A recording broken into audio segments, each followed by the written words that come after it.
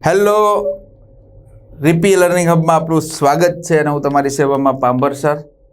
આજે પ્રવાહ વિદ્યુત પ્રવાહની ચુંબકીય અસર એટલે કે ગતિમાન વિદ્યુત ભારનું ચુંબકત્વ એના પર આધારિત ટોપિક એમ્પિયરનો સર્કિટલ નિયમ.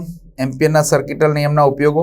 વિદ્યાર્થી મિત્રો, એમ્પિયરનો સર્કિટલ નિયમ ખ્યાલ છે ને કે ચુંબકીય ક્ષેત્રમાં કોઈ બંધ પૃષ્ઠ પર ચુંબકીય ક્ષેત્રનું રેખા સંકલન એ બંધ પૃષ્ઠ વડે ઘેરાતા પ્રવાહોના બેઝિક સરવાળા અને શૂન્યાવકાશની પરમિએબિલિટીના ગુણાકાર બરાબર હોય છે. રાઈટ.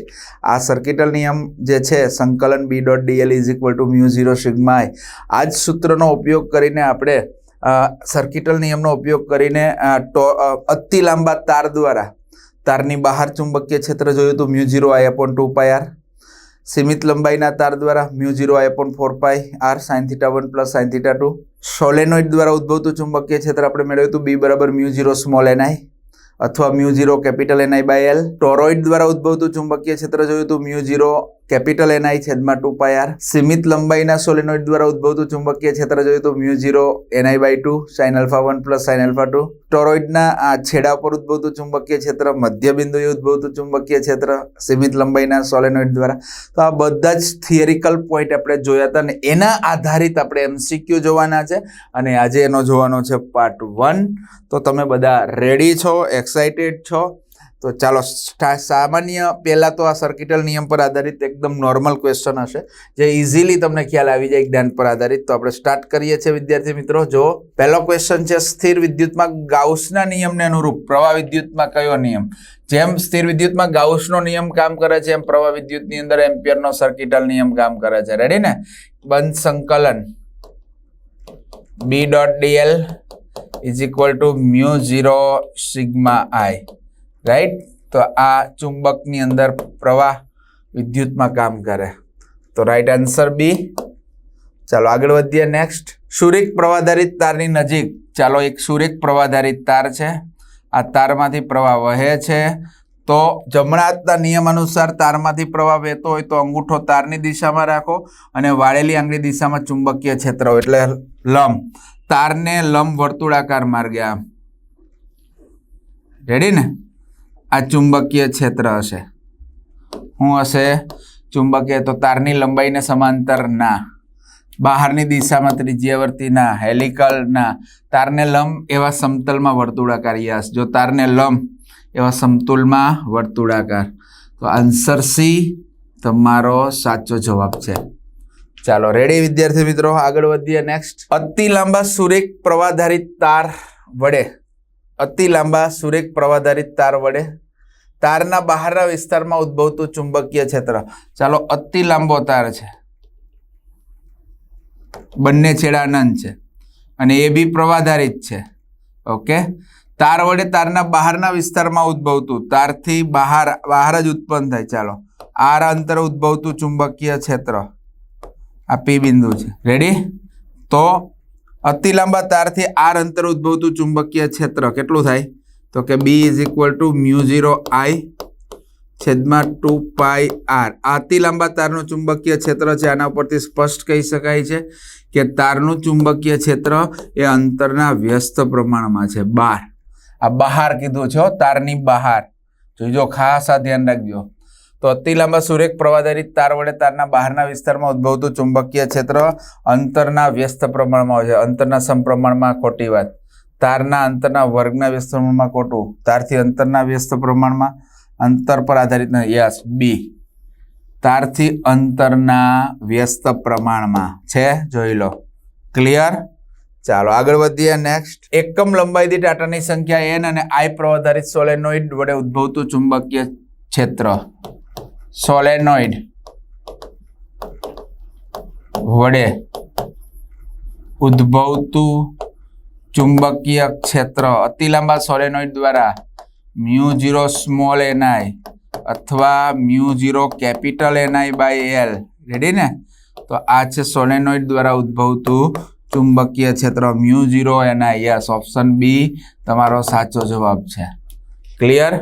આગળ વધીએ. નેક્સ્ટ, સોલેનોઇડના મધ્યમાં ચુંબકીય ક્ષેત્ર રેખાઓ. સોલેનોઇડ હોય. રેડી? આ એની અક્ષ છે તો અહીંયાની ક્ષેત્ર રેખાઓ મધ્યમાં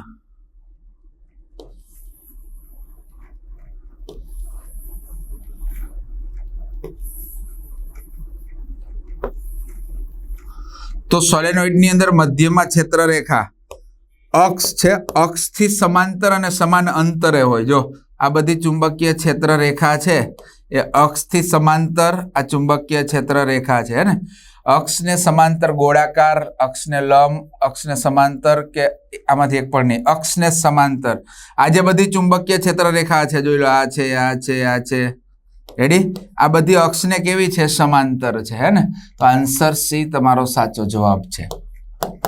ચાલો રેડી વિદ્યાર્થી મિત્રો, આગળ વધીએ. નેક્સ્ટ, આદર્શ લાંબા સોલેનોઇડના બહારના વિસ્તારમાં, સોલેનોઇડની બહાર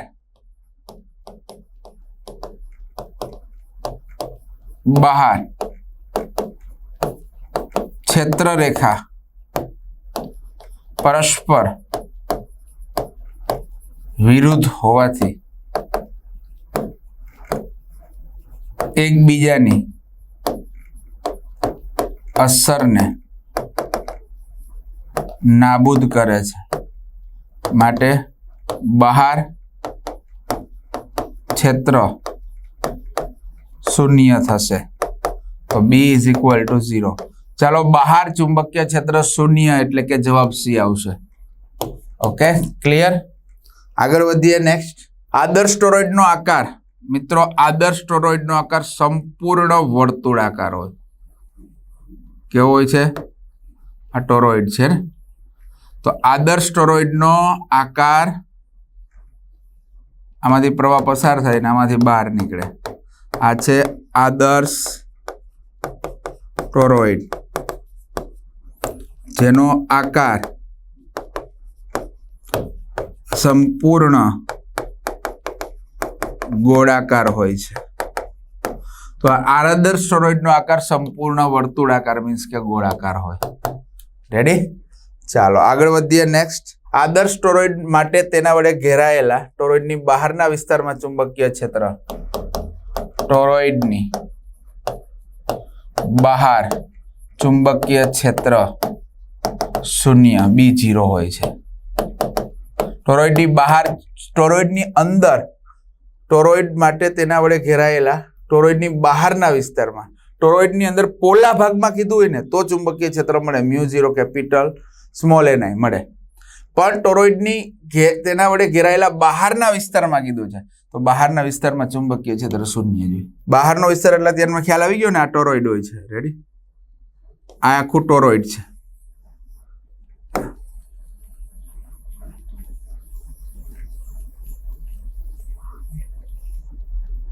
આમાંથી પ્રવાહ પસાર થાય છે એનામાંથી બહાર. તો ટોરોઇડની અંદરના જે પોલો ભાગ છે, આ જ ભાગમાં તમને ચુંબકીય ક્ષેત્ર કેન્દ્ર છે આ ભાગમાં મળે, પણ અહીંયા B0 હોય અને બહાર B0 હોય. રેડી? ખાસ ધ્યાન રાખજો. આ પોલા ભાગની અંદર મળે અને એ કેટલું મળે? અંદર ચુંબકીય ક્ષેત્ર મળે B = μ0 ni, એટલે કે μ0 કેપિટલ ni છેદમાં 2πr. રેડી? એ અંદરના પોલા ભાગમાં આ જે મળે છે ને એ અહીંયા. રેડી? બાકી બહાર અને અંદરના આ ખાલી ભાગમાં 0 હોય છે. ચાલો, ક્લિયર?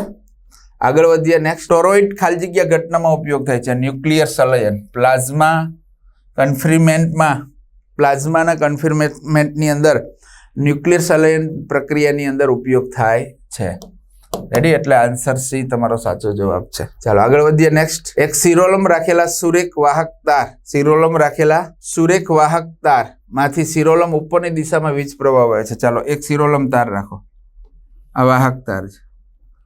આ તારમાંથી પ્રવાહ I પસાર થાય છે. ઓકે, આ તારની પૂર્વ બાજુએ P બિંદુ છે. ચાલો, આ બાજુ એનો મતલબ આ ઉત્તર દક્ષિણમાં છે ને, NS, આ પૂર્વ લ્યો અને આ પશ્ચિમ લ્યો.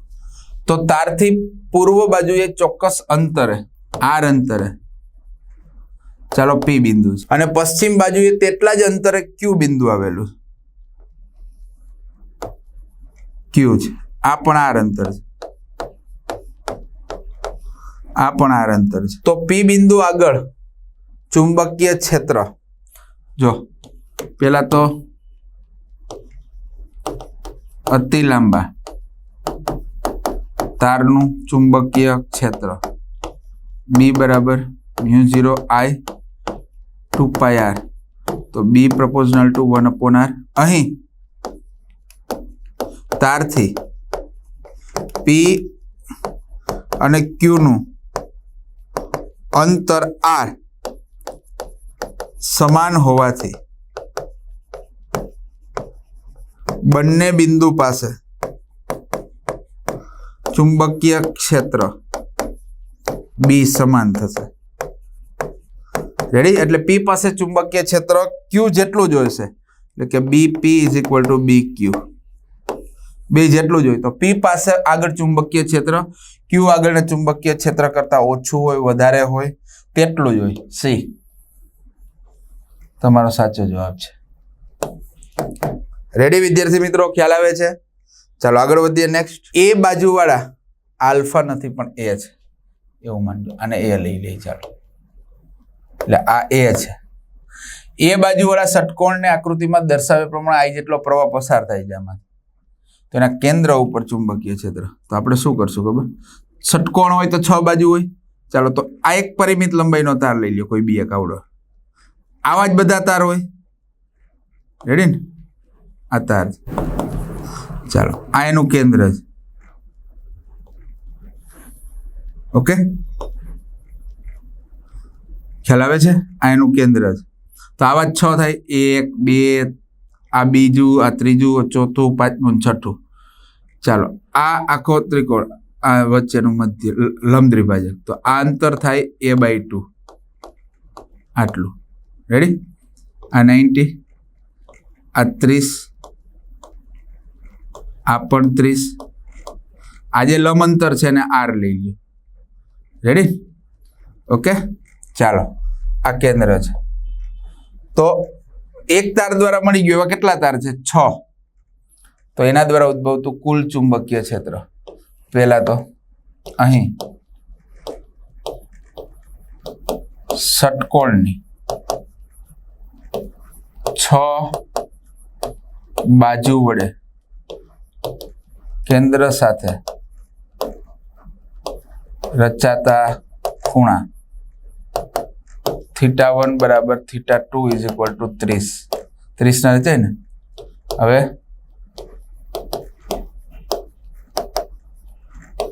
6 બાજુ વડે O પાસે કુલ ક્ષેત્ર એટલે B. 6 બાજુ છે, 6 ગુણ્યા, ચાલો આવી 6 છે ને, 1 2 3 4 5 ને 6. રેડી? ચાલો, તો એક પરિમિત લંબાઈનો તાર છે, તો એના દ્વારા ઉદ્ભવતું ચુંબકીય ક્ષેત્ર શું? તો કે μ0I છેદમાં 4πr sin θ1 પ્લસ sin θ2. હવે તમને કહી દો, θ1 બરાબર θ2 બરાબર 30. આ તો 30 છે જ. સાથે સાથે જો આકૃતિ પરથી tan 30 તમે આ લ્યો, તો tan 30 બરાબર સામેની બાજુ એટલે કે a/2 અને પાસેની બાજુ એટલે R. રેડી? એના ઉપરથી આપણે છે ને R ને સૂત્રનો કરતા બનાવવો હોય તો R બરાબર શું થાય? a ના છેદમાં 2 tan 30. હવે tan 30 ની વેલ્યુ ન ખબર હોય તો sin 30 એટલે 1/2 અને cos 30 એટલે √3/2. 2 ડી એટલે 1/√3. ઓકે, તો R બરાબર a ના છેદમાં 2 1/√3. √3 ઉપર લઈ જાઓ, તો R બરાબર √3/2 a. રેડી? આવી ગયું તમારું R. ચાલો, sin 30 અને sin મૂકી દો, તો હવે B = 6 μ0I છેદમાં 4π√3a/2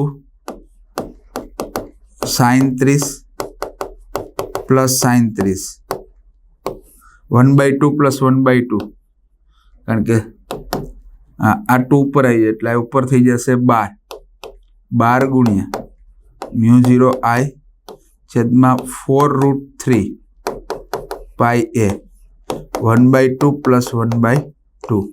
આ 1 એટલે અહીંયા 3 એટલે 4 જાય. ચાલો એટલે B ઇઝ ઇક્વલ ટુ શું આવશે 3 μ0 I છેદમાં √3 પાઈ એ. ચાલો અહીંયા √3 ઇન્ટુ √3 એટલે 3 આવી જાય. ચાલો આ થાય તો B બરાબર શું આવે √3 μ0 I છેદમાં પાઈ એ. ચાલો આવી ગયું. આ ષટકોણ દ્વારા કેન્દ્ર ઉપર ઉદ્ભવતું ચુંબકીય ક્ષેત્ર √3 μ0 I ના છેદમાં પાઈ એ. √3 μ0 I ના છેદમાં પાઈ એ. યસ ઓપ્શન B જોઈ લો છે. તો આ પરિમિત લંબાઈના તાર દ્વારા ઉદ્ભવતું ચુંબકીય ક્ષેત્ર 6 બાજુ હતું એટલે ગુણ્યા 6 કરી નાખ્યા ને. ચાલો આગળ વધીએ. નેક્સ્ટ, જમીનથી 4 મીટર ઊંચાઈએ રહેલા સમક્ષિતિજ આકાશી વીજ તાર લાઈનમાંથી પૂર્વથી પશ્ચિમમાં ચાલો આ ઈસ્ટ અને આ વેસ્ટ, પૂર્વથી પશ્ચિમની અંદર પ્રવાહ વહે છે. ઓકે, તો તેની બરાબર નીચે જમીન પર ચુંબકીય ક્ષેત્ર R અંતરે P બિંદુ એ ચુંબકીય ક્ષેત્ર કેટલું અતિ લાંબો તાર હશે. ચાલો પેલા તો 4 મીટર છે એટલે અંતર R 4 મીટર, પ્રવાહ I 100 એમ્પિયર. તો અતિ લાંબા તાર વડે R અંતરે ક્ષેત્ર μ0 I અતિ લાંબા તારની બહાર ચુંબકીય ક્ષેત્ર μ0 I upon 2πr હે ને. ચાલો તો B બરાબર 4π 10⁻⁷ I એટલે 100 એટલે 10⁻², 2π અને R એટલે 4. ચલો પાઈ કેન્સલ, 4 કેન્સલ. તો B ઇઝ ઇક્વલ ટુ 1/2 એટલે 0.5 ગુણ્યા 10⁻⁵. રેડી? 10⁻⁵. તો B બરાબર 5 10⁻⁶ ટેસ્લા. ચાલો આ આવી તો ગયું. 5 ગુણ્યા 10⁻⁶ ટેસ્લા 2 છે. હવે કઈ દિશામાં આવે તો જમણા હાથનો નિયમ રાખીએ આપણે. પ્રવાહ વહે છે ને પૂર્વથી પશ્ચિમ, ઉત્તર દક્ષિણ. રેડી ને? દક્ષિણ દિશામાં દક્ષિણ. તો આ આવશે દક્ષિણ દિશામાં જમણા હાથના નિયમ પ્રમાણે. તો આવશે B તમારો સાચો જવાબ છે. ચાલો રેડી? આગળ વધીએ વિદ્યાર્થી મિત્રો. નેક્સ્ટ, 0.1 સેન્ટીમીટર ત્રિજ્યાના લાંબા સૂર્યક તારમાંથી ત્રિજ્યા R1 0.1 centimetre 10⁻³ metre. Ready? I1 પ્રવાહ એટલે I1 બરાબર I1 પસાર કરતા તારથી 4 સેન્ટીમીટર અંતરે આવેલા બિંદુએ ચુંબકીય ક્ષેત્રની તીવ્રતા તારથી 4 સેન્ટીમીટર. આ લાંબા સૂર્યક તાર છે, તારની ત્રિજ્યા આપી જેને H કયો. ચાલો આ R1 આપ્યું છે 4 સેન્ટીમીટર, 4 10⁻² મીટર. તે બિંદુ આગળ ચુંબકીય ક્ષેત્ર B1 10⁻8 ટેસ્લા. હવે I2 પ્રવાહધારિત તારમાંથી પસાર કરતા 8 સેન્ટીમીટર અંતર એટલે R2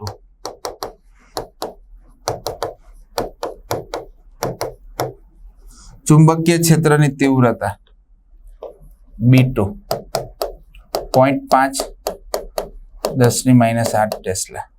રેડી? તો વીજ પ્રવાહનો ગુણોત્તર કેટલો થાય I1/I2. પહેલા તો શું છે 0.1 સેન્ટીમીટર ત્રિજ્યાના લાંબા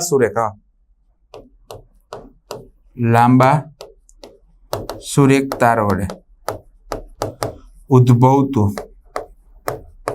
ક્ષેત્ર B બરાબર μ0 I ના છેદમાં 2πr. જો આના પરથી I is equal to B into 2πr છેદમાં μ0. μ0 અચળ, 2 અચળ, પાય અચળ. તો આના પરથી તમે શું લઈ શકો? તો આપણે લઈ શકીએ કે I proportional to BR. Ready? I proportional to BR, તો I1 by I2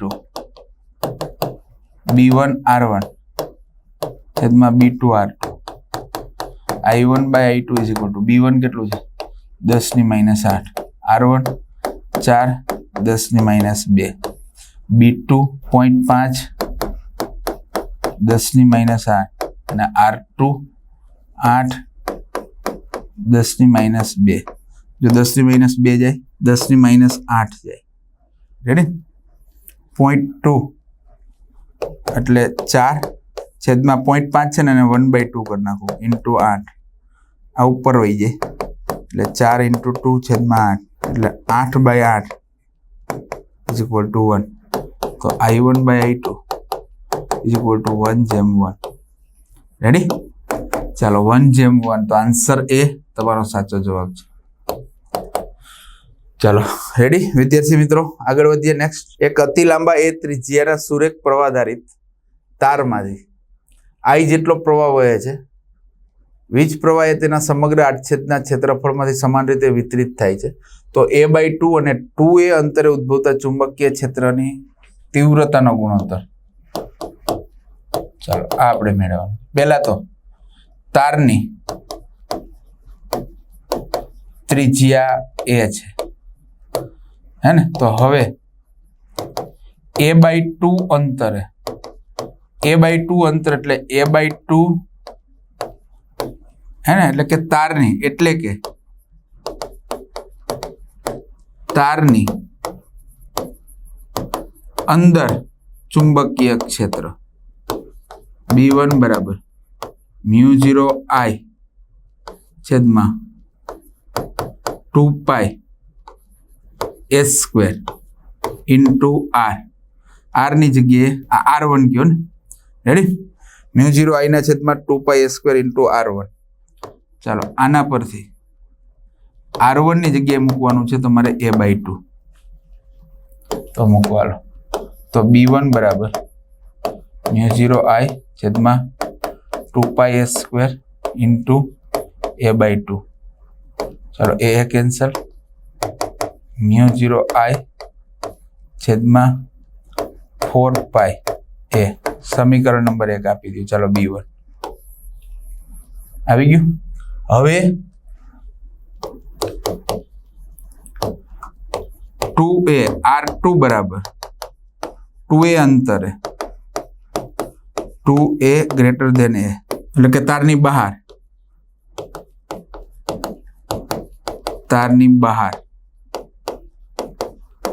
ક્ષેત્ર તારની બહાર ક્ષેત્ર આપણે લઈ લઈએ B2 બરાબર μ0I ના છેદમાં 2π R2 તો B2 is equal to μ0I છેદમાં 2π ઇન્ટુ 2a રેડી તો B2 બરાબર μ0I છેદમાં 4π A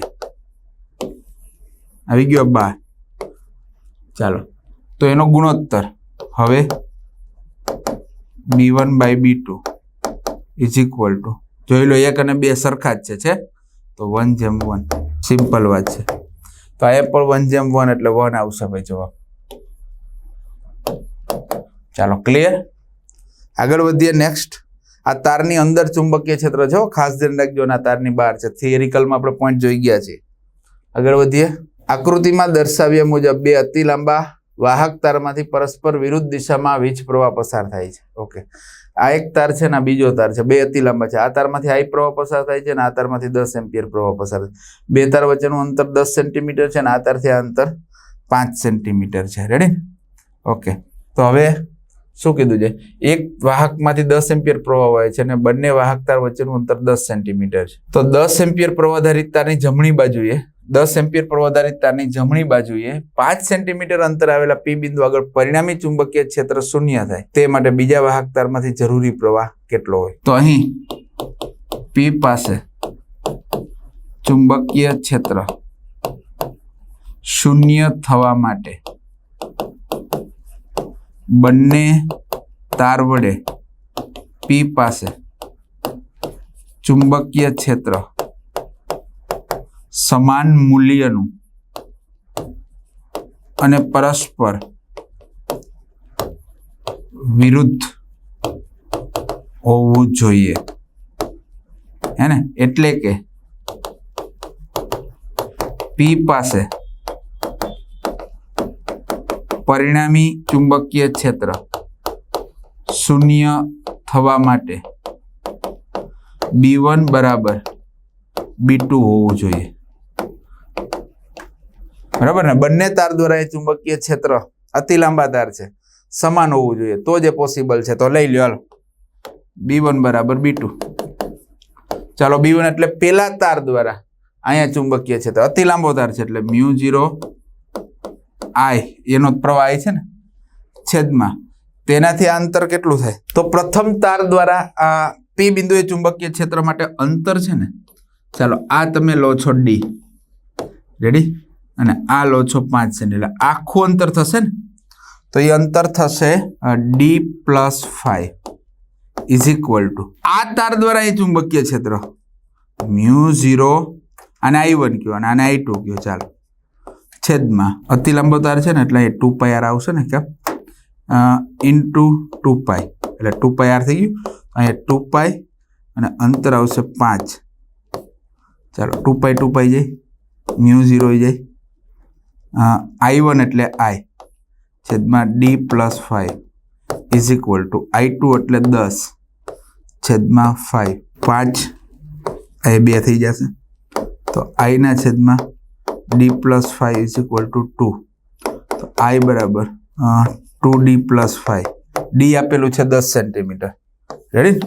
તો I બરાબર 2 × 10 + 5, તો I બરાબર 20 + 5, તો I બરાબર 25 એમ્પિયર, રેડી? આને ગુણાવશો તો સિમ્પલ વાત છે, અહીંયા ચાલો 2 વડે ગુણાવો એટલે 2D પ્લસ, અહીંયા જ ભૂલ છે ને, I બરાબર 2D + 10, રેડી? +10, તો I બરાબર 20 + 10, તો I બરાબર 30 એમ્પિયર. તો તમારો જવાબ આવશે 30 એમ્પિયર, એટલે કે બીજા આ તારમાંથી વહેતો પ્રવાહ એ કેટલો હશે? 30 એમ્પિયર, રેડી? આન્સર B તમારો સાચો જવાબ છે, રેડી? વિદ્યાર્થી મિત્રો આવી ગયું? ઓકે, આગળ વધીએ. ચાલો, એક સુરેખ વાહક તારમાંથી 2 એમ્પિયર પ્રવાહ પસાર થાય છે. વાહક તારને લંબ દ્વિભાજક રેખા પર વાહક તારના બંને છેડા સાથે જોડતી રેખાએ વાહક તાર સાથે 60નો ખૂણો બનાવે છે. એનો મતલબ પરિમિત લંબાઈનો એક તાર છે, આ એનો લંબ દ્વિભાજક છે. લંબ દ્વિભાજક દ્વારા આ ખૂણે બનતો ખૂણો 60નો છે, તો આ 90 થાય, તો આ કેટલો થાય? 30નો થાય ને. ચાલો સેમ આ બાજુ, આ છેડે 60નો બને, તો આ 30નો થાય, તો આ 90 થાય. આ R અંતર છે, આખો તાર છે વાહક તાર, રેડી? ચાલો AB એ પરિમિત લંબાઈનો તાર છે, એમાંથી વહેતો પ્રવાહ I બરાબર છે 2 એમ્પિયર. લંબ દ્વિભાજક પરનું ચાલો આ P બિંદુ છે, તો P બિંદુ પાસે બનતા ખૂણા θ1 બરાબર θ2 એ બંને 30 છે, જોઈ લો, I 30 છે ને I 30 છે, રેડી? તો ચુંબકીય ક્ષેત્ર તો આ સ્પષ્ટ કહી શકાય પરિમિત લંબાઈના તાર વડે P પાસે ક્ષેત્ર શું થાય? μ0 I છેદમાં 4πr sin θ1 + sin θ2. પ્રવાહ 2 એમ્પિયર છે, હે ને? આ બિંદુ આગળ ચુંબકીય ક્ષેત્ર B = 4π 10 - 7 આ 2 છેદમાં 4πr sin 30, રેડી? ચાલો